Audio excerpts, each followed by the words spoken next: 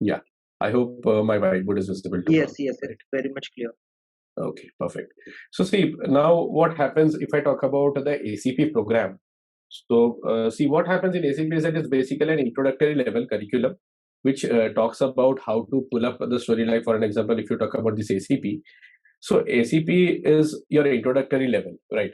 So before that, let me take a step back and explain you what exactly is data science, because probably many of you would have recently enrolled and might not be aware of the entire journey, how it flows. So I'll just give a quick overview. So see, whenever we start working with data, that data is like basically handled in multiple ways, right? So that data can also be stored in distributed systems. Like for an example, if you're working with big companies like Amazon, Google, Microsoft, or a number of companies who operate across the globe, their data reside in different places, different servers, different kind of cloud platforms and all, right? So now say there are 5, 6 places where the data is residing. So now usually what we do, we pull up the data from different sources and we try to understand that, okay, what is going on in the story, right? And then we start pre-processing it. So for an example, we pre-process and we store it in a file. Now, what is pre-processing? We remove unnecessary junk to whatever is not needed. And after that, for an example, you want to understand that, okay, what is the hierarchy or what kind of storyline it is playing, like people who are into analytics, aiming for analytic career roadmaps, right? So then we pre-process and we eliminate whatever is not needed in the part of the syllabus. Then we go ahead. And the next step, I call it processing. So in this step, we have algorithms into picture. So now what kind of algorithms, if you ask me? So the algorithm is basically where you play around and understand that what is the possibility. Like for an example, you're solving a problem which has data into text, right? Or you have an algorithm which is working with data into image or maybe into video. So these are the algorithms I'm talking about. And here we have things which are into machine learning and AI. This blends the ML and AI. So basically, when you go from data science and when you move ahead, once you start handling the data, this is how the things structure out. Now, once the processing is done, so the next step is conclusion. How will you draw a conclusion? So conclusions are usually in mostly 3 ways. For an example, we are trying to create a graph where we're trying to understand that, okay, how should be the trend or what kind of projections we are trying to do, maybe stock market prediction or any these kind of problem solving when we are trying to do. Next thing, here we try to find some kind of an unknown value based on some kind of dependent values. Like for an example, we have so many dependent values and we don't know what is the unknown value. Like if I give an example, for an example, someone is working with Apple or maybe any other phone manufacturing company, right? Say Apple launches iPhone every year. So what should be the price of iPhone 14 so that iPhone 11, 12, 13 also at the time of launch goes up in the sale by 10% in US, California. Statements like that. So when you handle things like this comes under problem solving of a business analyst or say I would say business intelligence in that matter. And the third thing what we do is after doing everything, we create a model, right? Now what is a model? So model is basically, I would say, compare it like a file where you have all the data and everything in place, and a model is trained with a specific category of data. Say you have a model which is trained with animal data. So once you give an input of an animal photo, it should say this is a cat or this is a dog, anything of that sort, right? Then once you go ahead, this model is integrated with the deployment. Okay. So now what is deployment? Deployment is basically when you have something, you are putting it, or maybe I would say making it available for the public through a service or through some kind of a platform, through some kind of hardware, things like that, right? So deployment can be in 3 ways. One is software, second is into hardware, and third is into cloud. So one common example I can give you is of say self-driving cars. So when Tesla is manufacturing self-driving car has camera, sensors, and different bunch of different other things, right? That comes into picture when the car is driving on the road. It captures the data, and that data is being passed through the machine learning algorithms, which are already built by the company and integrated with the system of the car. Even right now, I believe a lot of you would be aware of the drone technology where it is used, like drone surveillance and all I'm talking about, right? So there also we have object detection and all. So like that, an overview, this is a high level structure of how we work. And if we draw a line from here till here, excluding this algorithm part and also this is the role of a data scientist. This part talks about business intelligence or data analysts, this kind of roles, and model deployment. This part comes under the role of an MLOps. Okay, so now let me take you to the next level. That okay, exactly what happens here. And so see, if you talk about the programs, so ACP program is basically where you understand how to handle the data, how to clean the data, and also that part you will be handling here, right? So this entire handling, I would say data handling. So data handling, including cleaning, including fetching, from that you will cover here. Then once you go ahead, you have different paths to take. One is into data engineering, second is into NLP, third is into deep learning. Then two more goes to analytics. One is into business intelligence and data analysis. Second is into business analysis, right? So these are the two paths which goes into analytics. Okay. So now, which one should you choose based on what career you are planning, right? So, and when you choose the specializations, whatever I mentioned here or whatever I mentioned here, and want to understand into deeper, then you go into the program which calls as EPGP, Executive Postgraduate Program, right? From there are different colleges who offer, and Upgrad has different affiliations with different colleges here. Right? So now I'll tell you that exactly which one should you choose based on what. So someone says plain and simple, someone who is from non-tech background, non-tech as in it can be anything, it can be operations, it can be sales, it can be marketing, or any other non-tech profile which is not related to coding. Your foundation has been nowhere related to coding, and you do not have that. You do not basically understand that okay, what kind of structure is being played in terms of technology. That if you're trying to develop, what is the story? If you're trying to build, what is the story and all. So in that case, you are from a non-tech background, right? And if you want to grow in some kind of a semi-tech role where you have to analyze things and all, then you should pick up the specialization of business analyst. Okay, because business analyst gives you insights of business. And for an example, tomorrow you grow up with a ladder and you take up responsibilities like a product owner or a project owner, and also then it really helps that way, right? Now, people who are from non-tech but probably have some understanding of SQL, some understanding of programming, basic understanding, and want to take one step ahead of from business analyst, you want to take one step ahead where you want to understand the data into much more detail. You want to understand how the data is pulled and extracted. So those people should go for the specialization of business intelligence slash data analytics. Okay. Why I'm telling you this? Because here, see what you would learn in your business analyst specialization, this part. So you would be learning, and this I'm talking about data science curriculum specifically. Then I will come to the ML and AI curriculum also after this, right? So this is on data science part. Okay. So now here you would be learning a couple of things like basically the analytical tools like Tableau, Power BI, dashboarding tools. You would understand how business works, and based on that, what kind of requirements you should keep and how you should navigate through the data. That in additional to whatever you're learning here, additionally here you would learn a couple of more things like big data concepts, basics, right? You would also learn cloud, and for cloud, I mean AWS is something which is covered. Why cloud? Because tomorrow, for an example, you are working with a company which works completely on cloud, and end of the day, every solution has to be scaled up to cloud, right? So, say it is Amazon or maybe Flipkart or Google or Microsoft. These companies, whenever they create something that resides on cloud.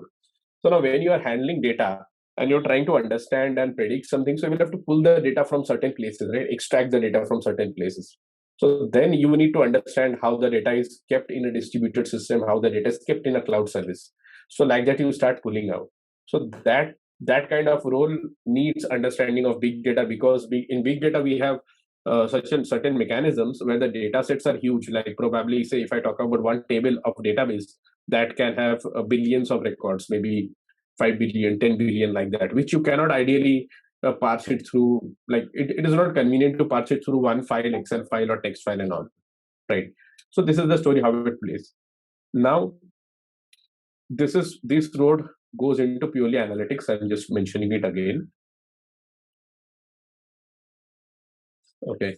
So now if you are someone who does not wants to go into analytics, neither you want to go into coding, but if you want to just explore that, okay, some part of tech, and you want to build your career on top of that, you want to understand how the technology, the big data, data handling, data warehousing, these things work, then you should go with the specialization of a data engineering, right? So data engineering gives you an understanding of depth into big data. It will also explain you data warehouse. So now data warehouse means how you reside the data, how you keep the data, how you maintain it, how that is being operated through different pipelines from one place to the other, how the migration happens and all. So these things talks about your data warehousing. Right. Now, there are two more specializations. One is into NLP and second is into deep learning.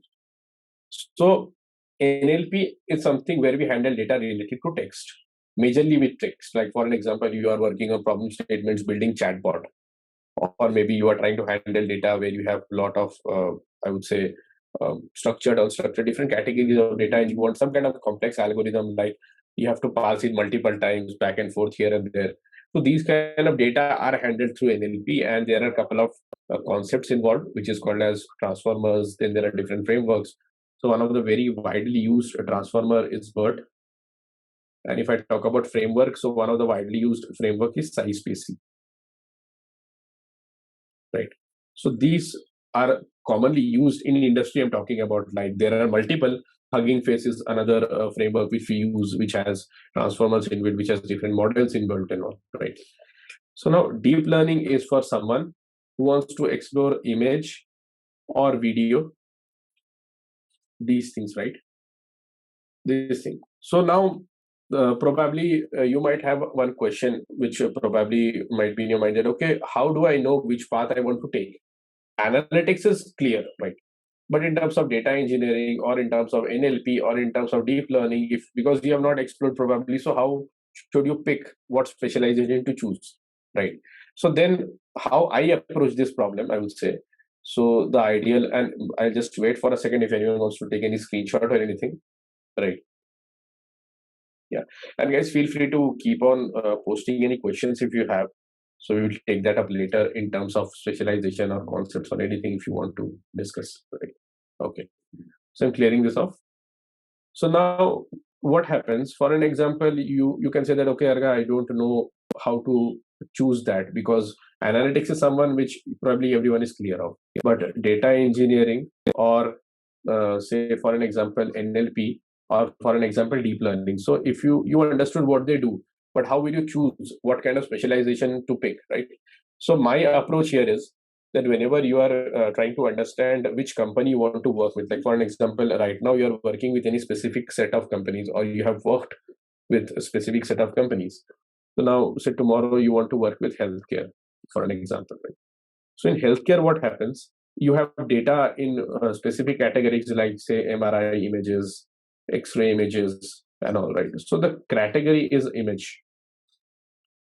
Then you have data like medical prescriptions, then maybe medicine data, different annotations by doctors and all, which are into text, right? So now if you are someone who is handling both, or if you want to work with companies where these kind of problems are addressed, then you should pick up deep learning. Because in deep learning, the frameworks what you have, like one framework is TensorFlow, one is Keras, and second is third is PyTorch. So these are the widely used frameworks. There are many. So TensorFlow also enables you to parse data related to text, but it is mostly focused on image, videos, and these kind of complicated problem solving. Right? Now, if you are someone, say, who is planning to go into finance, right, and probably in finance, most of the wider category of data is around credit history, credit risk, maybe mortgage, loans, right? So if you broadly see, so these data comes under text. So then you should be going with preferably NLP. Okay, so this is the one. And the same logic applies in the ML AI curriculum also, because there also you have deep learning and NLP advanced level specialization. So same logic works there as well. So this is how you pick. You first understand that what kind of domain expertise you have, or what kind of domain you want to work with. Then try to understand what kind of problems they are working, and then pick up a specialization, right? So now probably one question might be that, okay, how would you know that what kind of problem statements healthcare companies are working with or finance companies are working with, right? I will show you that after some time. So this is how broadly you would take, and whenever you go forward to work on any project, my suggestion to you would be create small POCs. If not through code, at least make PPT, so that when you sit for an interview, you can discuss and you will have enough content to put forward, right? So now taking it one step back, so I guess now everyone would have understood how to pick a specialization in data science, right? Now, if you are into the ML and AI curriculum, right? So here, what happens? There are three specializations. One is deep learning with MLOps, right? Second is NLP with MLOps. And third is AI strategies. Which one should you pick? So deep learning and NLP comes the same concept as I mentioned. So if you're someone who, just reiterating it, so if you're someone who wants to pursue or maybe work with a different category of companies where they are handling image and text both, then go for deep learning. If you are focusing on NLP, if you are comfortable to work with text, you can go with NLP, like that. AI strategy is specifically for someone who handles design. So by design, I mean that whenever you are working with problem statements, say how to create the architecture, like that. Yeah. So these kind of problems where you are handling data regarding what kind of architecture you should use. Suppose there are 10 cloud platforms. Which one will you use for your own problem statement? Will you use AWS? Will you use Azure? Will you use GCP? And this is specifically for people who have more than 10 to 12 years of experience, even higher. If you have 15 years, 18 years, 20 years experience, and you have worked with different things, because see, when you are into the higher level of a hierarchy, so the expectation from you is not sitting and coding. The expectation is that you are the one who is the decision maker. So when you are strategizing something, when you're trying to implement something, so how do you scale up? So for those kind of people, I would say is design and these things which is coming into picture, right? Yeah. So before proceeding, Rodan, any questions which we have, because then I'll explain the research part. No, so there was a question. Mm-hmm. Just hold on. Yeah. Yeah, so there was a question by Akash Singh. Akash Singh is asking. So first of all, he said excellent session. So thank you from our behalf. And he's asking, can you explain roadmap of MLOps, MLO? And second, how one should start preparing for it, and at least how many years of experience one should have to in order to get a job. Okay, thanks Akash for asking this. See, I would say right now you don't have to have any specific years of experience in MLOps. You basically have to understand something, right? So whenever you are trying to hit problem statements of machine learning or anything like in terms of software development or anything, the most important thing is called as system design, which probably most of us do not understand. Even I did not understood till, like, I would say for a longer time. So now, what is system design? For an example, today you are building a chatbot.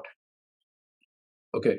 Now this chatbot works on NLP and can be different frameworks, and also I'm not going to the framework level.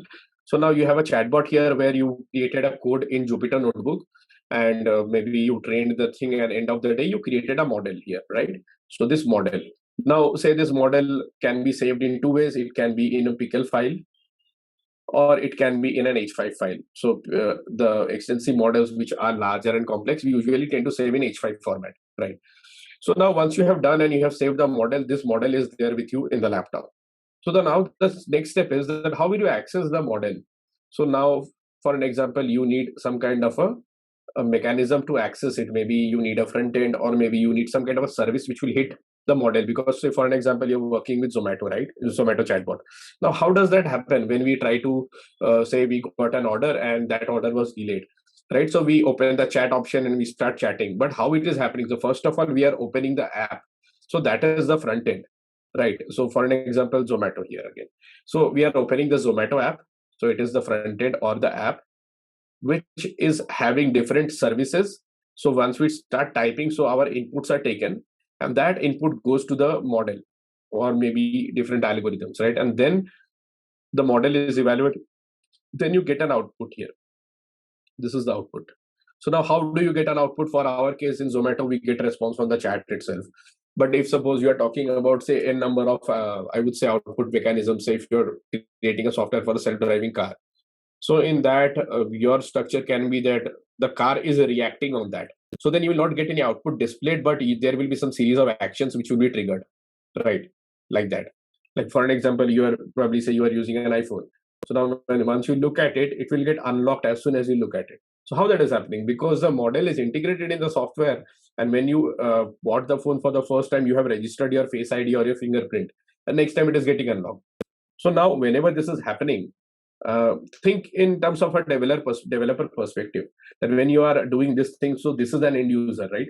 But when you're developing this, so for model also, how the model is performing, you have to save the log somewhere, that okay, if suppose there is a failure, so you have to understand where it is failing and you have to build. Then you have to understand what kind of matrices, so you would have to keep some kind of a metric, that probably say I tried this for 100 times, out of 100 it passed only 99 times, so 1% one time it failed. Why? So there will be any reason, right? That okay, probably due to internet connection it failed, or maybe due to inaccuracy in the question it failed, according to that. And you should also have some metric which will filter the input, that okay, what input you are getting. Suppose for an example, there is a chatbot which is for doctor's appointment, and I open the chatbot and I search for a recipe of some kind of food. So will I get? No. So in that, the model is behaving in the right way. The problem is that we do not have any perspective where things are floating, and we do not have any understanding on how like the input is being structured, right? Yeah. So now this is something which you do. Now to answer your question, Akash, that what is MLOps? So if you are doing this entire story, and if you are doing through some kind of a structure, say cloud, so that becomes MLOps, where you are doing everything. After that, you are putting the model somewhere and you are monitoring also. You're trying to understand that okay, model is working in what kind of accuracy. So that comes under MLOps. Okay. So now I'll give you a couple of tools which are very widely used in industry for MLOps. Very, very widely used. So I guess you would have heard about normally Docker, Kubernetes and all, right? So one tool is called as Dcube. Second is called as MLflow. Third is called as Kubeflow. So these are the tools which widely used. Apart from that, when you are integrating that, say for an example, if I talk about AWS, which is covered by upgrade syllabus, right? So in AWS, the majority thing handles through SageMaker. So now SageMaker is the part where you are building the model and doing everything.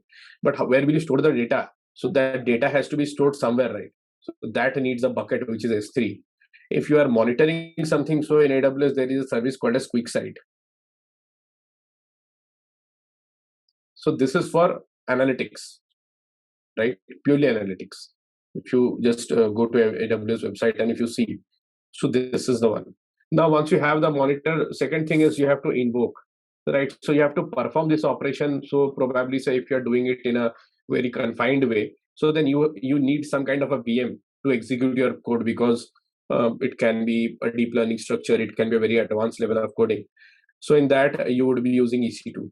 EC2 is the EC2 is basically the VM.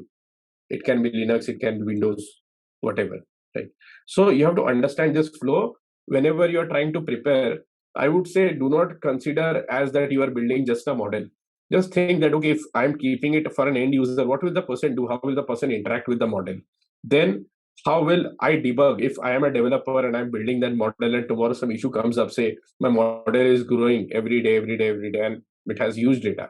So now tomorrow it can have different implication, it can have different perspective, or maybe different category of data which we process. How will we filter that? So these things will help you to prepare for MLOps.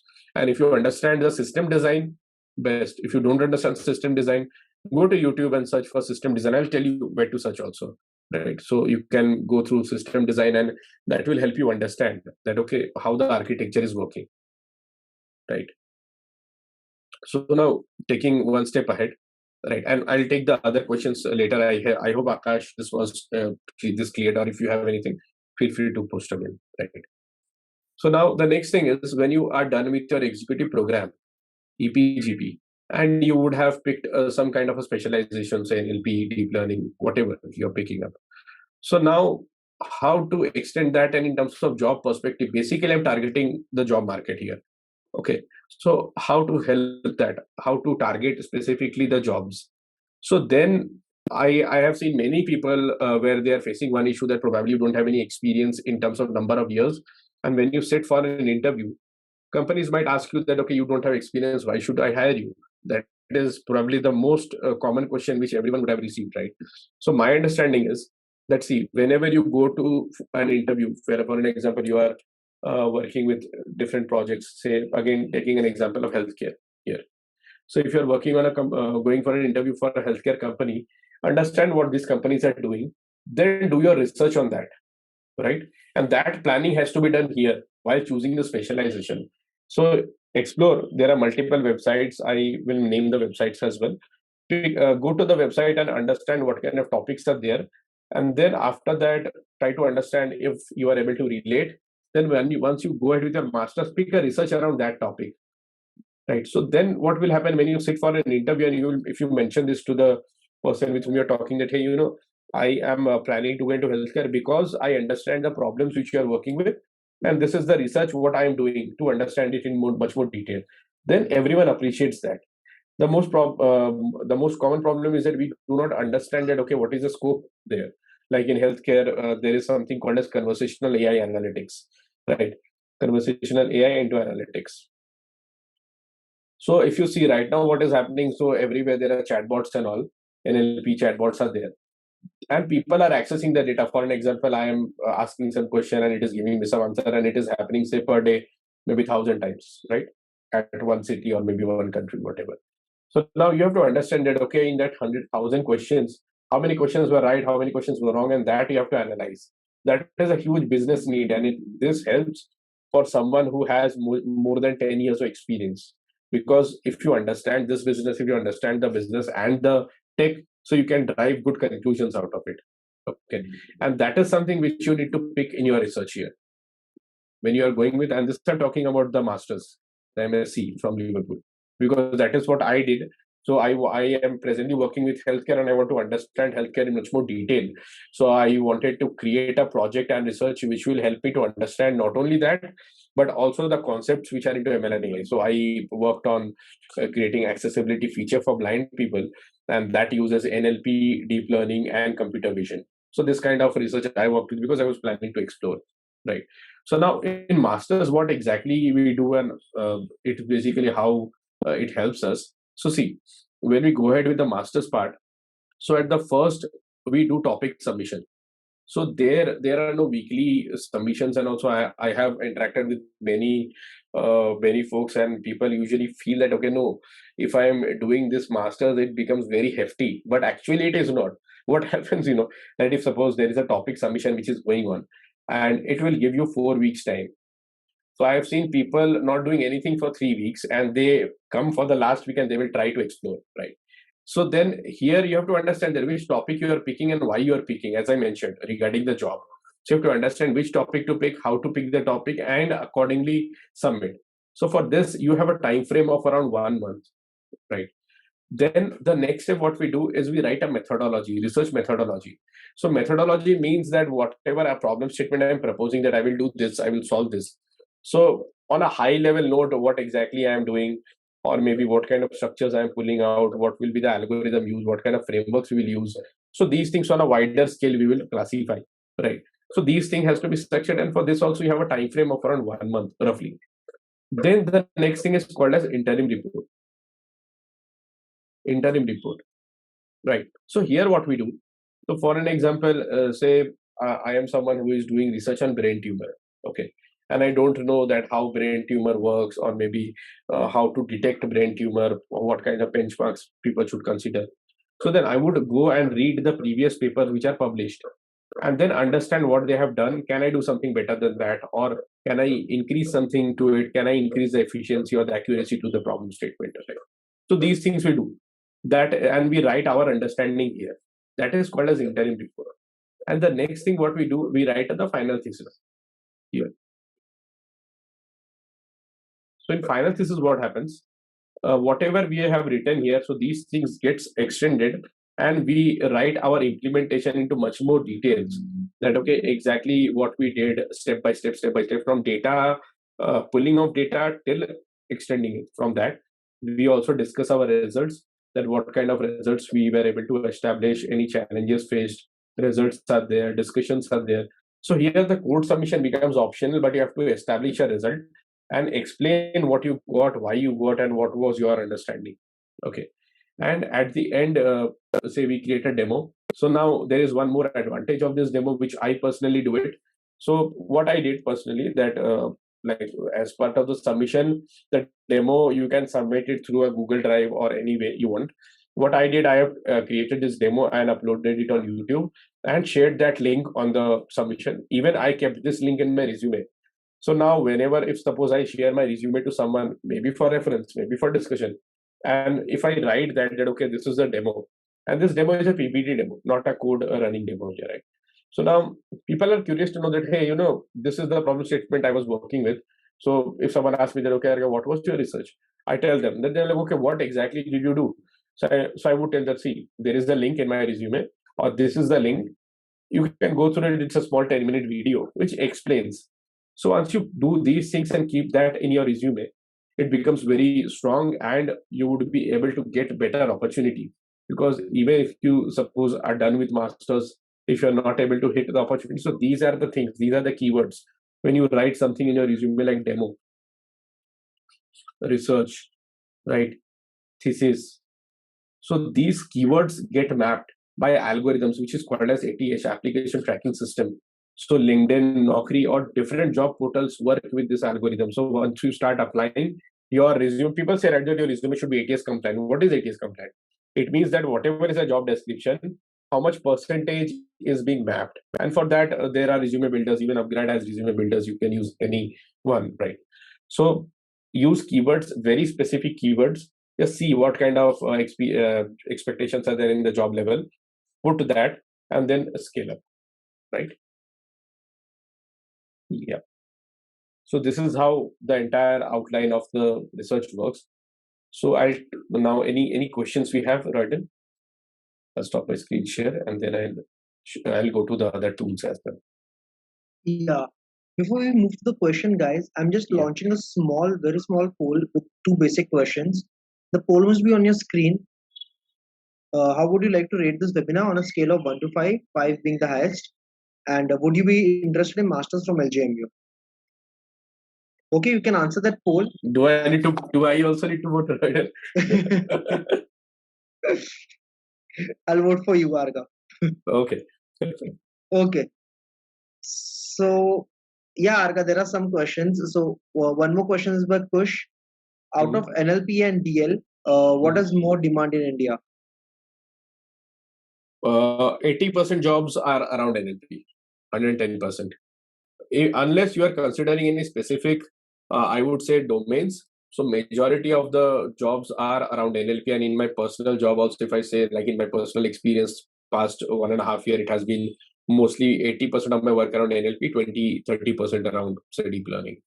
Yeah. So if you want to play safe, NLP you should go for it easily. Okay. Ganesh is asking, there's a choice of tools that we gain mastery on, such as TensorFlow or Python or PyTorch, also impact the decision of getting hired as a ML profession or as a ML professional? Yes. Very interesting question, Ganesh. Thanks for asking this. See, so if you are someone who is specifically looking to work with deep learning, or you want to focus on industries who are working with deep learning, image, videos, and all, then there are 3 frameworks: TensorFlow, PyTorch, and Keras. You should have an expertise to at least one of that, right? So now, if you ask me my personal preference, I would go for TensorFlow. There are 3 reasons for that. First reason, that TensorFlow is developed by Google. So once you have that, you will have a lot of advantage. That is one. Second thing is that whenever you are going into any kind of, I would say, certification level, if you want to. So in TensorFlow, there is that certification called as TensorFlow Developer Certificate. which is from Google. You can take that certification exam, say once you are into the ML role of 1 year, 2 year and all, and that has a license of I think 3 years or 5 years. I have to check that. So that adds a lot of weightage. Third advantage is that Keras is imported from TensorFlow. So TensorFlow, like there is a sub module from where you can import Keras, and in TensorFlow there are so many libraries and so many modules and all. So it becomes very helpful. So personally, if you ask me today, I would prefer TensorFlow, and right now I am preparing for that exam of TensorFlow Developer Certificate. And there is one more exam of AWS called as AWS Machine Learning Specialty.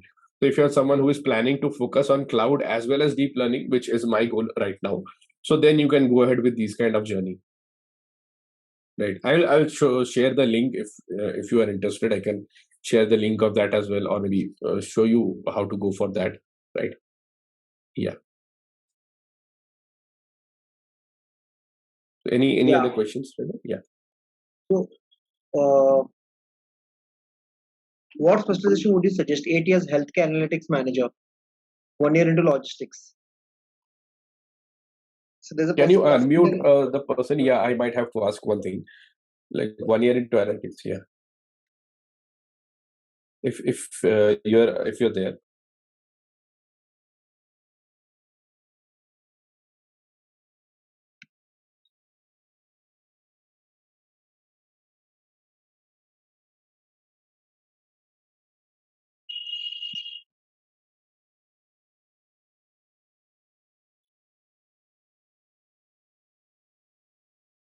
Do we have do you have the learn? Is interested?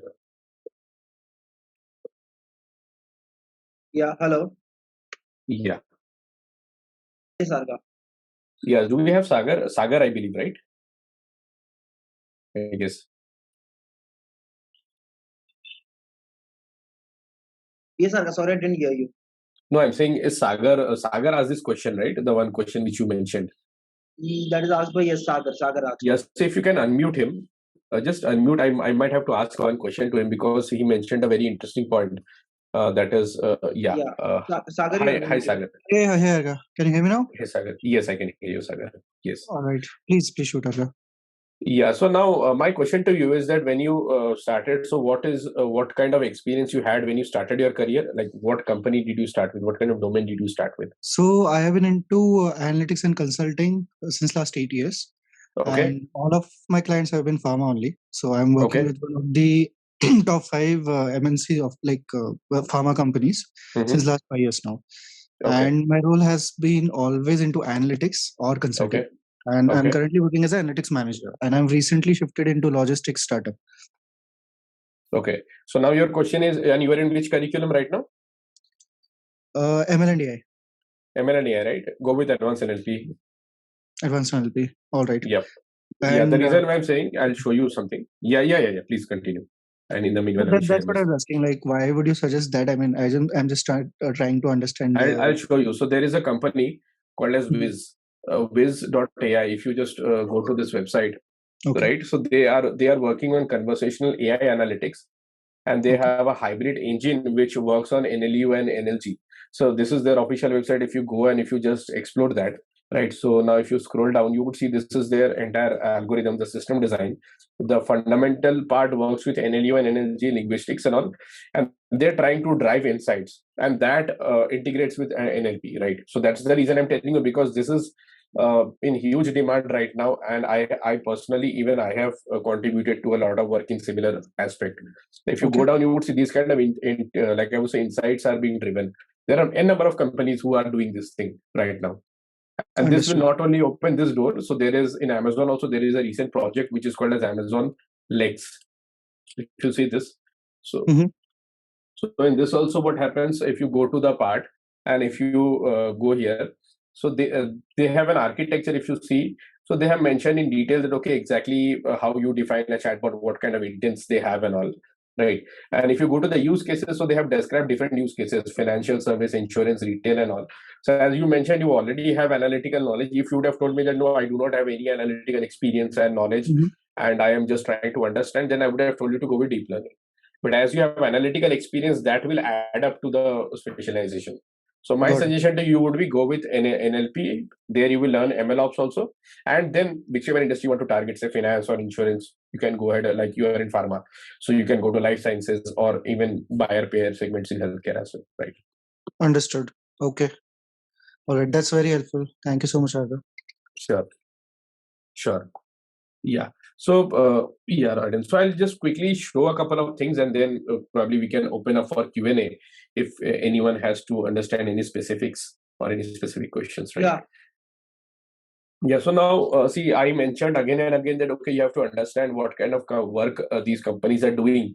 So I believe you'd be curious that how to do that, how to understand what is going on in the industry. So there is a website called as Papers with Code, which I personally love it because first of all, it is free. And second, it gets updated every now and then. You will have new research topics, papers, and all available here. Everything is free here. You don't have to sign up. If you are curious to see that, okay, how things work, you can be a part of the Slack channel or the Twitter handle, and you can stay subscribed here. So it will give you updates, right? So now, if you go to the state of the art here, if you go to the state of the art here, so see, you would see different category of problems which are mentioned, and if you go dig deeper into this, you will see research paper, problem statements, and all. So now, for an example, you're someone who wants to understand what is going on around finance. Just search here with finance. So you will see there are different problems, and the first one which comes up is automated stock trading using quantitative finance, right? So this is one. Now, if you go down, you would see again quantitative finance, tabular data, all this.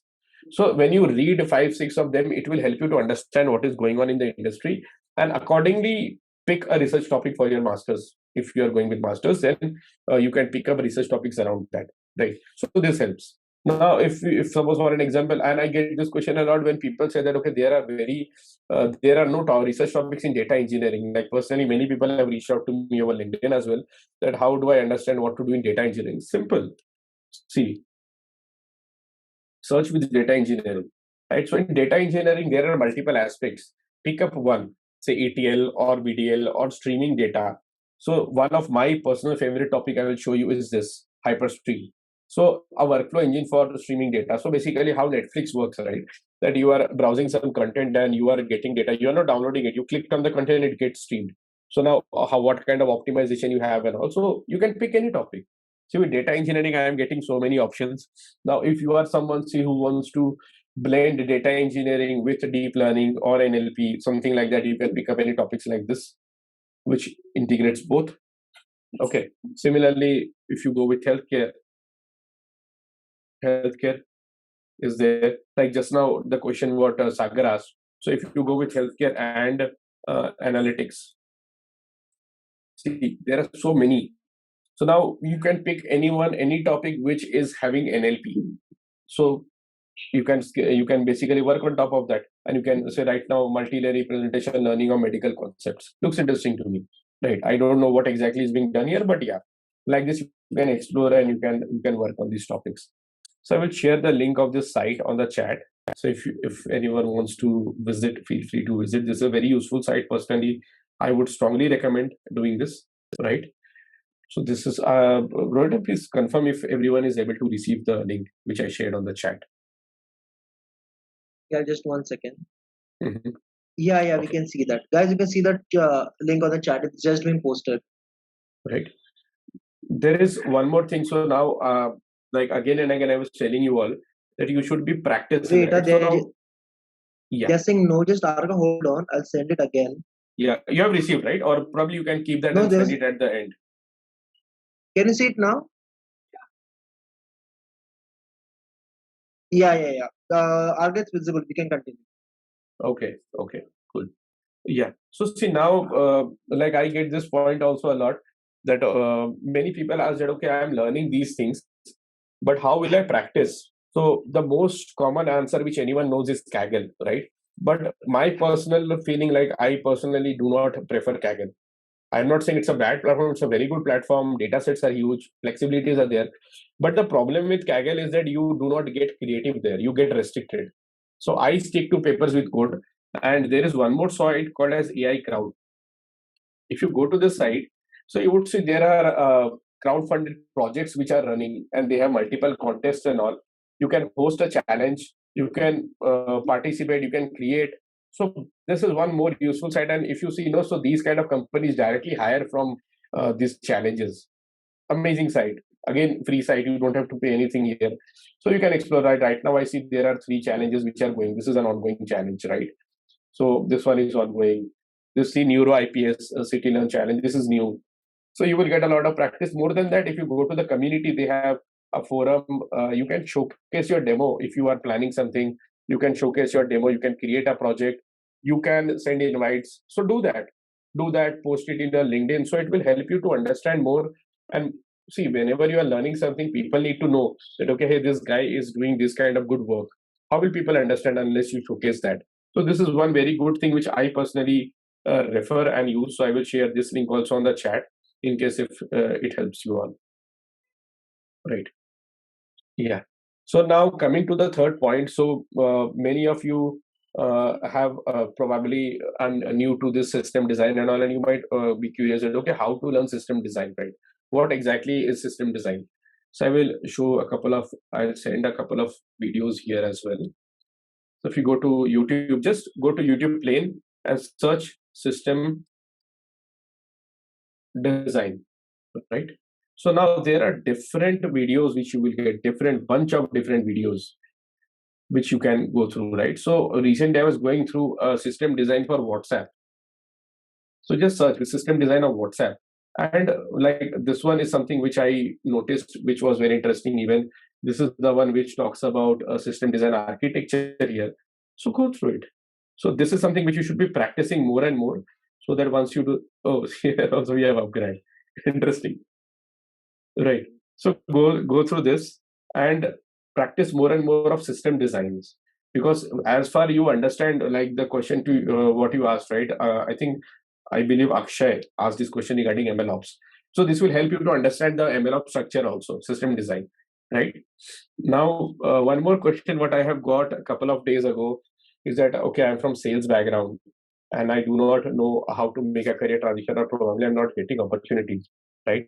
So recently, this is my channel where I have recently posted a video of someone who is right now with Upgrad only. She's a learner with Upgrad, and her career, she started in sales.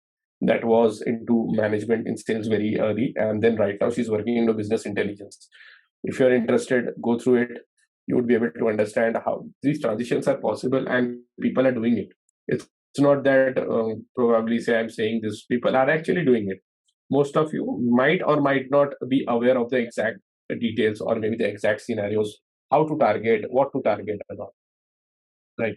So I'm just sharing a couple of links. If someone can just note it down, and people who are not here, if you know someone who was interested, can float these links. So it might be helpful. Right. So these are few of the things which I wanted to show. Now I'll probably open up for Q&A again. So any questions, guys, from your side?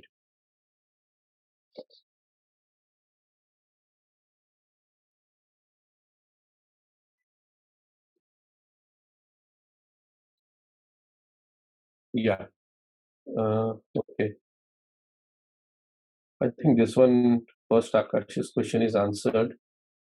So then this is also answered. Ganesh is also answered, right? I have a question from Akash. Guys, if you can post it on the Q&A, it will be better, because chat, like there are multiple of, so I might not be able to. Yeah, guys, please post it on the Q&A. Yeah. So Akash, I'm taking your question. So sorry, I took your name wrong that time.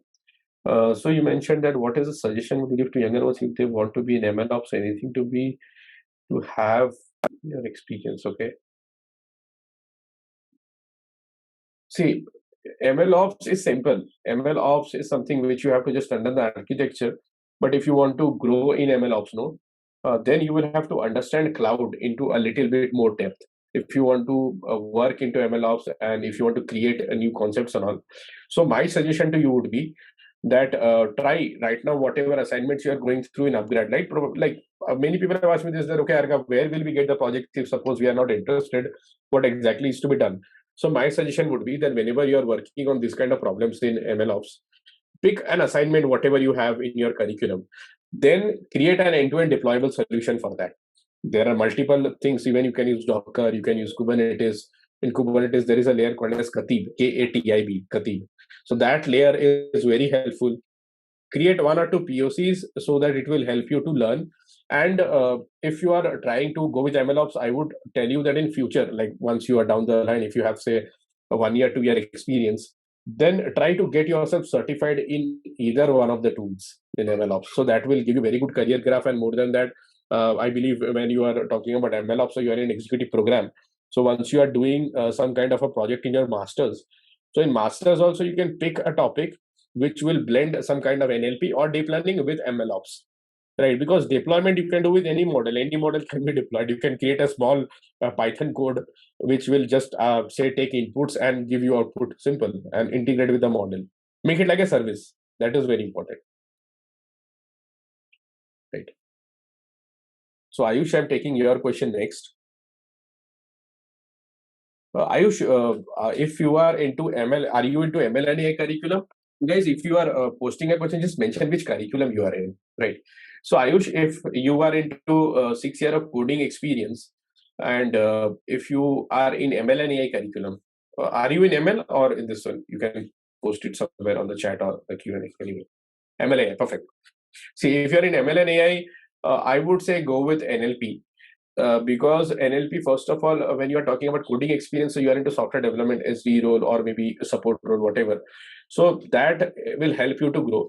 So start with NLP and then get into deep learning, because first your transition is important. Then once you get into that, you can also go to deep learning, reinforcement learning, then ethical AI, whatever, responsible AI and all.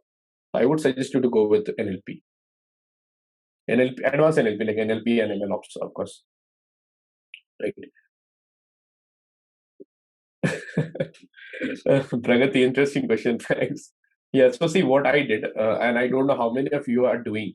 So I started to do something from the beginning. So when I applied, when I came into the curriculum with upgrad, so first thing what I did, I started exploring the job market in through LinkedIn, Naukri, bunch of different other job sites.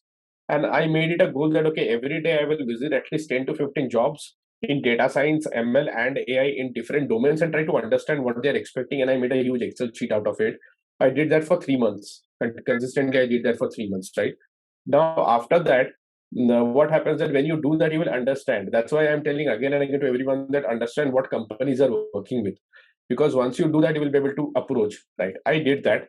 Then when I was there in the curriculum, so my mentorship started, and that time I discussed with my mentor that, hey, this is my goal and I have explored this is my research.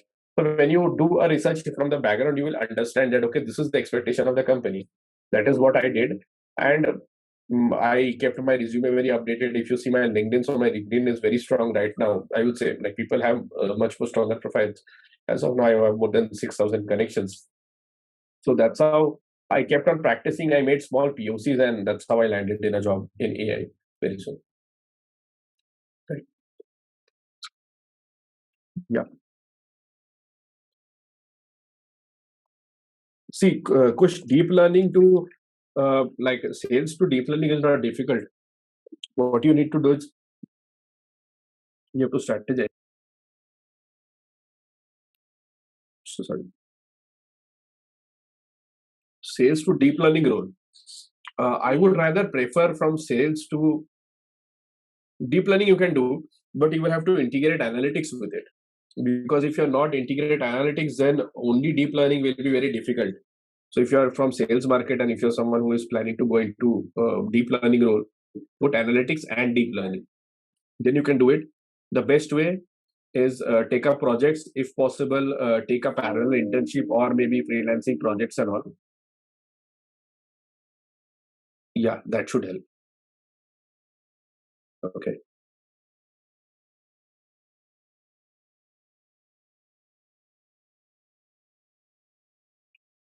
So, Sundara, see, automotive embedded system design. Good. Okay. So, Sundara, can you just tell me one more thing here when you mentioned that automotive system design? So, are you looking forward to a career transition towards analytics or towards development? Like which curriculum, guys? If you can just ping me which curriculum you are in, that will really help me to understand. Yeah. ML and AI, right? See, so now automotive, if you are in, you should go with deep learning, 110% sure. Why? Because if you talk about automotives, right? So they are mostly working with say deep learning, and also I was recently interacting with someone who is working with Intel and has more than 14-15 years of experience. So when I talked to him, I understand that he's working with embedded C, that was his base structure, and he was working on designing softwares for cars like Lamborghini Urus, Ferrari, and all, right? So then that kind of algorithms, if you see, it needs object detection, it needs computer vision, it needs your understanding of the radius and all. So that has to be integrated with your system design, right? So I would recommend you to go with deep learning as a specialization. And if you have not already taken up the specialization, go with deep learning. And in your research, see, people who are from different industries, right? It becomes very, very important what kind of research you pick in masters, because if you do not have a research backed up, so you do not have the depth of understanding. In specialization also, when you go through, that is a guided part. So you have a very structured approach that, okay, hey, this kind of story is plain and this is what is asked, like that.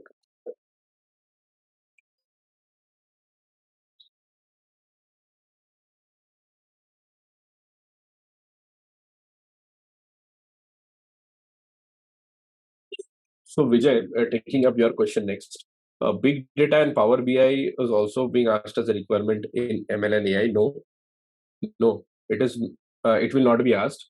So if you are aiming for some company who are working with data engineering and data warehousing, see, Power BI and dashboarding will be asked in places where you are going with data science, right? Data science roles. Then yes, Power BI and big data will be asked. If you are going with an ML or an AI role, then they will ask you how to pull data, that is through SQL or HQL, whatever. They can ask you how to pull data, because pulling data is very important. Maybe if you're not doing it, but you might have to do it at certain point. So that becomes very important, right? So ideally, I have not minute 1 or 2% of companies there, just write, and this is mentioned on the JD. So JDs are created in a copy pasted way. So do not worry on that. If you are interested to learn Power BI, then there is something called as DAX, DAX. Learn that. Go to the Microsoft documentation. Just browse through DAX. So DAX has the functionalities which can be coded. So I would say if you are exploring Power BI and big data, definitely it's a different aspect. You don't have to learn the nitty-gritties of big data. That is not needed. Right. So Vaibhav, taking your question. Okay, good. Okay, so Vaibhav says that he was into DevOps, mostly into application packaging, mass deployments and all since 8 years, and now has moved to .NET development. .NET development using API development AWS 5 years now. Perfect. Want to move to people management.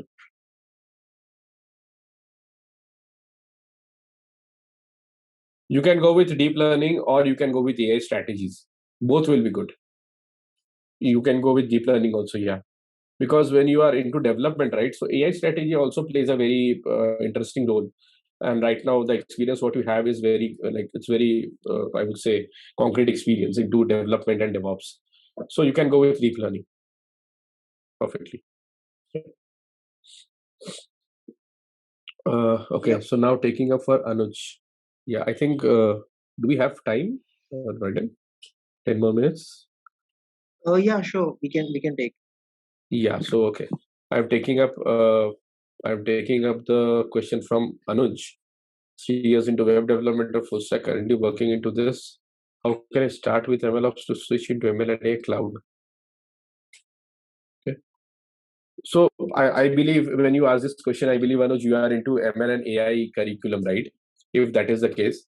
So if you are into ML and AI curriculum, then like I would say that go ahead with NLP and target a specific wider options. So right now, if you talk about opportunities, major opportunities I see are around healthcare, around finance, automotive after that. So take up projects in this, and as I mentioned in previously, also try to build up frameworks which should be helping you out to facilitate the entire journey. So that's how you should learn. And MLOps in the curriculum only, it is covered through AWS. So AWS is fine to understand. You can go ahead and you can take up AWS. Right. Vijay, I think I guess I already answered this, or I'm not sure what you meant by Azure here. Right. So if you have anything, you can. Yeah. Okay. Perfect. Santosh. Okay.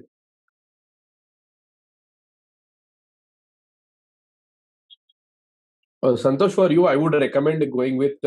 So if you are at the initial stages right now, if you are someone who has say less than 10 years experience, then you should go with either NLP or deep learning.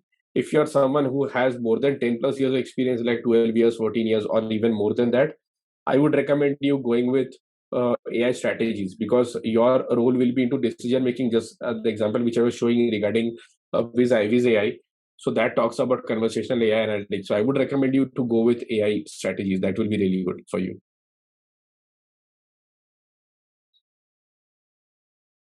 Right.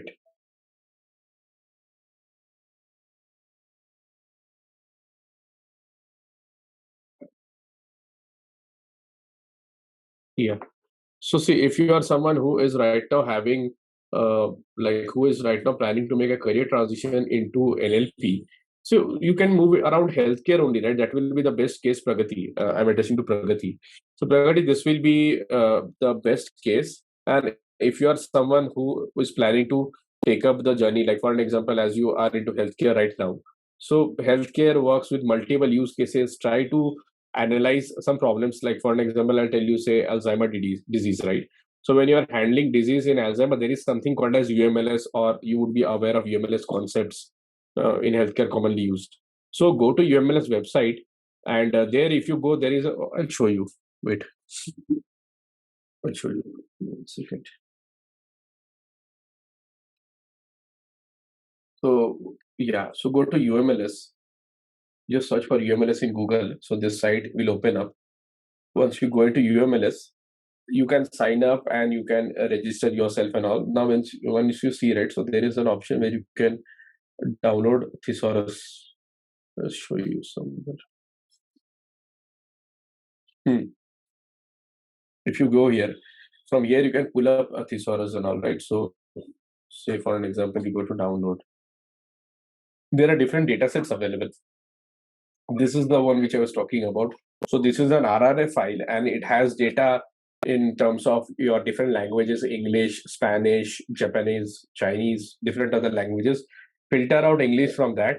Work on 1 or 2 POCs. Maybe say if you are trying to do something around false positive, false negative, maybe a fun score calculation, trying to understand what kind of models are being built. This is one. And go to this website, SciSpacey. So just search with SciSpacey, go to their official website here, right? So this is SciSpacey Universe, Spacey Universe they call. Now, if you go to biomedical and all those, so there are multiple models which are already trained. Go here, pull up a model whichever you feel interesting. Like I'll tell you which one was for medical.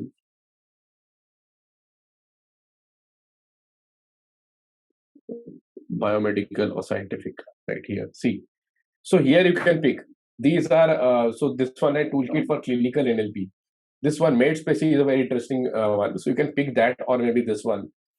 Pull up something and try to feed the data which you will get from UMLS and see how your model is performing. Do a benchmarking, maybe graph. You can do graphs, or you can have different kind of benchmarking, F1 score, to positive, false positive, and then put that in your resume. So that will help you to grow, and also share that in your LinkedIn. If possible, record the screen, make a PPT, and put it over YouTube and float it across. That will help you. Right?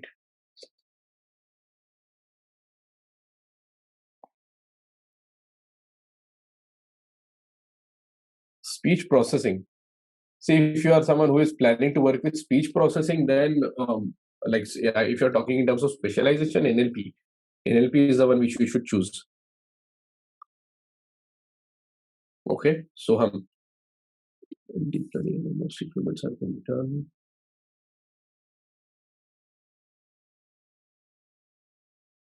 So Soham is asking that in deep learning and NLP, most recruitments are being done with people doing transition, as pure ML and AI experienced people would be less. I did not actually get the last part, Soham. If you can just probably elaborate a little bit. Right. In the meanwhile, I'm taking the other questions. I did not got the last part. What do you mean? So are you referring to this that, okay, if someone who like in the recruitment part, when it is deep learning or NLP, when someone is trying to take a transition, so people are expecting experience. Is that what you mean here? So if that is okay, if that is the case, then see, experience is something which people ask, but you will have to make them understand what is experience. Experience does not mean only your job experience, right? You have to make them understand what you know, and that should be very visible in your LinkedIn, in your resume, each and every word. Like, it should be very, very loud and clear that when Soham is coming into the room, so it means that he knows things about NLP and deep learning. Right. That's how I like today. I am working as an AI engineer, but when I started, I also started as a beginner. Right. I did the same way. So my LinkedIn, if you visit my LinkedIn after the session, just go through my LinkedIn from top to bottom. You will see a lot of things there, including the cover image, including the display picture, including the bio section, recommendations given and taken. Everything has a very detailed thing. Right. By the way, just guys, just out of curiosity, I'm asking this. So if you are interested to know more about what to put in your LinkedIn, what to put in your resume, if you are curious, just let me know. Probably, Royden, can you launch a poll if that is possible? So just launch a poll. I want to understand how many people are interested, because sometimes I feel that probably they don't have the visibility to that, and that is the reason people get confused multiple times. Yeah. Can you repeat the question? I'll just type So it. My question is that does someone wants to understand what to write in the LinkedIn exactly and how that helps with the job, and what to write in the resume? So are they interested to learn about that? Yeah. So guys, if you can just vote on that, whoever is interested, yeah, that would really help. Right. Okay. So I'm taking up I have another 5 minutes because after that I would be jumping onto another call. So I'm taking the question for Vijay. Yeah, Arga, I'm so sorry. Can you repeat the question? Does anyone? So my question is that does anyone want to understand that what exactly to put in the resume and LinkedIn, which will help them in terms of increasing the visibility for jobs? Yeah, with respect to jobs, also you can write. Right. Oh, do not post on the chat. If you can just put it on the poll, guys, that will be helpful. Right. Because I feel that people actually get confused, and they do not have a Actually, proper. it's not getting edited, because I guess the timing was only 2 to 3 and 3 o'clock. There's another webinar finally started. Okay, no problem. Yeah. So okay, no problem. So guys, you can put on chat if you want. Yes. Yeah, here I see a couple of yes. So Yeah. mostly Okay, yes. Yeah. that's fine. Okay, perfect. Yeah. So Vijay, I am taking your question here. So you mentioned that what time you would like to. Okay, current industry trend, need, requirement, looking towards ML development. Perfect. It's not out of scope. It's a very valid question, Vijay. Thanks for asking this. See, whenever I personally hire, I personally not hire, I personally take interview or maybe some kind of screening. My objective is, if it is ML&A development, I personally would look forward to system design, object-oriented programming, MLAI concepts, and deployment knowledge. These are the 4 things I would focus. And yes, complexity is very important. If you're writing a code which is not optimized, then probably it will be difficult.